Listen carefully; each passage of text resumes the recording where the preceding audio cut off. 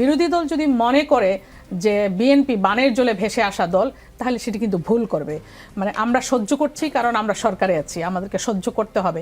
ছাত্রদল এবং ছাত্র শিবিরের মধ্যে যে সংঘর্ষগুলো চলছে এবং যেই ইস্যুগুলোকে কেন্দ্র করে হচ্ছে, আমরা যদি সেই জায়গাটি থেকে তাকাই, অস্ত্রের রাজনীতি ফিরে আসার যে পরিস্থিতি, সেটাই কি তৈরি হয়ে গেল? আমাকে বলতে হবে। আচ্ছা, ধন্যবাদ আপনাকে এবং আপনাদের যারা দর্শক আছেন তাদেরকে ধন্যবাদ। এখানে সম্মানিত সহ আলোচক আছেন দুজন, তাদেরকেও ধন্যবাদ। দেখুন, অস্ত্রের রাজনীতি ফিরে আসার কোনো সুযোগ আছে বলে আমি মনে করি না। কারণ আমাদের যিনি স্বরাষ্ট্রমন্ত্রী জনাব সালাউদ্দিন আহমেদ, তিনি কিন্তু পরিষ্কার বলেছেন যে মবকে আমরা কোনোভাবেই প্রশ্রয় দিব না। এবং গত অন্তর্বর্তীকালীন সরকারের সময়ে যে মব সন্ত্রাসগুলো চলছিল, সেটাকে বন্ধ করার জন্য কিন্তু আমরা বদ্ধপরিকর আছি এবং সেটা উনি বারবারই ওনার বক্তব্যে সেটা কিন্তু উনি পরিষ্কার করেছেন। সুতরাং সেখানে অস্ত্রের রাজনীতি ফিরে আসার কোনো সুযোগ আছে বলে আমি মনে করি না। তবে সংসদে যেখানে সৌহার্দ্যের রাজনীতি চলছে, জাতীয় স্বার্থে যেখানে আমরা এক হতে পারছি, সেখানে যদি দেশপ্রেম থাকে, আমি মনে করি যে বাকি সমস্যাগুলো আলোচনার আলোচনার মাধ্যমে যে কোনো সমস্যার সমাধান করা কিন্তু সম্ভব।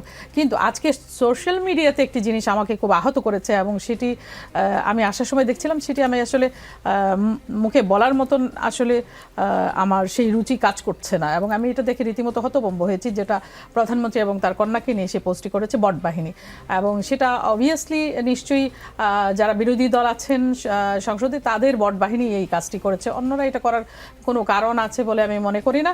সুতরাং এই ধরনের নোংরা মানসিকতা নিয়ে আপনি কতদূর এগোতে পারবেন, যে সৌহার্দ্যের রাজনীতি কতদূর সামনে আমরা নিয়ে যেতে পারবো, এটাও একটা বড় প্রশ্ন। তো আমার মনে হয় দেশকে যদি আমরা সকলে ভালোবাসি, আমাদের সকলের মূল বিষয়টা হচ্ছে দেশ এবং দেশের মানুষ, তাদের জন্যই তো আমরা কাজ করব, তাই না? এখানে ব্যক্তি স্বার্থে তো কেউ কাজ করতে যায় না, সকলেরই বক্তব্য কিন্তু একটাই থাকে, সেটা হচ্ছে দেশ এবং দেশের মানুষ। সুতরাং এই জায়গাটায় যদি আমরা পরিষ্কার থাকি, ট্রান্সপারেন্ট থাকি, যে দেশের জন্য কাজ করব, মানুষের জন্য কাজ করব, তাহলে আমি মনে করি যে কোনো সমস্যা আলোচনার মাধ্যমে সেটি সমাধান করা সম্ভব।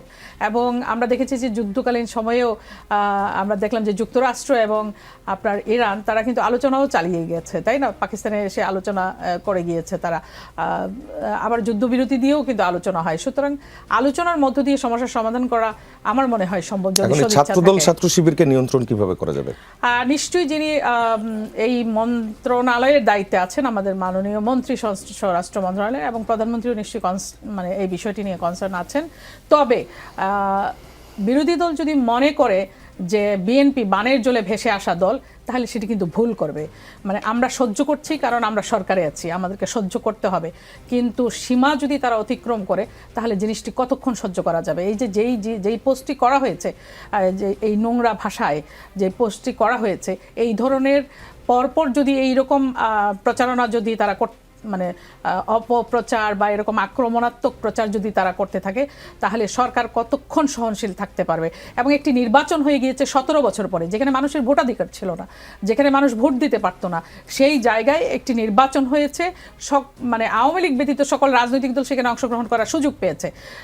সরকার দায়িত্ব গ্রহণ করার 2 মাস অতিক্রম হতে পারলো না, তারা সরকার হটানোর জন্য আন্দোলনের ডাক দিচ্ছেন। শুরু থেকেই তারা সেটা করছেন। তো 2 দিন পরপর কি রাষ্ট্র একটি জাতীয় নির্বাচনের আয়োজন করবে?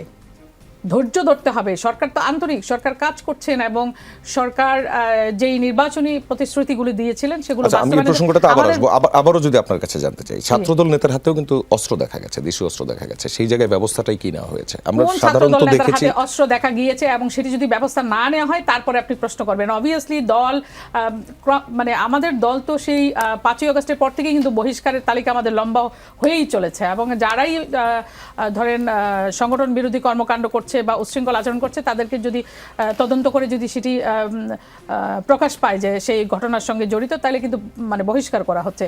সুতরাং আমরা যে তাদেরকে রিলিফ দিয়ে দিচ্ছি সেটা কিন্তু না, তাদেরকে কিন্তু বহিষ্কার করা হচ্ছে, কেউ যদি কোনো অপকর্মের সঙ্গে সংযুক্ত থাকছেন। এবং মাননীয় প্রধানমন্ত্রী এই ব্যাপারে কিন্তু অত্যন্ত আপনার কঠিন আছেন, যে সংগঠনে যেই হোক না কেন তাকে কিন্তু মার্সি করা হবে না যদি কোনো অপকর্মের সঙ্গে সে সংযুক্ত থাকে। জি।